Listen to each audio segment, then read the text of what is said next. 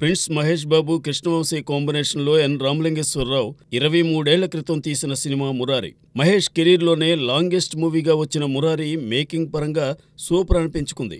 ఈ సినిమాను మహేష్ బాబు పుట్టినరోజు సందర్భంగా వరల్డ్ వైడ్గా ఆగస్టు 9న రిలీజ్ చేశారు. దేశ విదేశాల్లోని థియేటర్లలో మహేష్ అభిమానులు పండగ చేస్తున్నారు. రిలీజుకు ముందే ₹1 కోటి వసూలు చేసిన ఈ మూవీ ఫస్ట్ వీకెండ్లో 8.5 కోట్ల గ్రాస్ వసూలు చేసింది. విశేషమేమంటే ఇందులో పెళ్లిపాట వస్తుంటే అభిమానులంతా మహేష్, సోనాలి బింద్రే జంటపై అక్షంతలు వేశారు. అలానే ఓ జంట అదే సమయంలో థియేటర్లోనే పెళ్లి చేసుకుంది. ఈ వార్త తెలిసిన చిత్ర దర్శకుడు కృష్ణవంశీ తనదైన పద్ధతిలో స్పందించారు. సంప్రదాయాలకు భిన్నంగా ఇలాంటి పనులు చేయడం తగదని, ఇది మంచి పద్ధతి కాదని సున్నితంగా మందలించారు. ఇక సోనాలి బింద్రే అయితే ఆనాటి అనుభవాలను గుర్తు చేసుకుంటూ సోషల్ మీడియాలో పోస్ట్ పెట్టింది.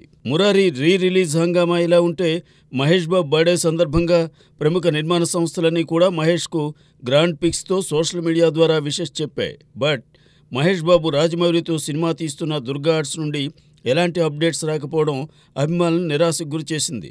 సినిమా ఎప్పుడు సెట్స్ పైకి వెళుతుందో చెప్పకపోయినా పర్లేదు, కనీసం ఈ మూవీ గురించి అఫీషియల్ అనౌన్స్మెంట్ ఇస్తే బాగుండేది కదా అని వారంతా వాపోయారు.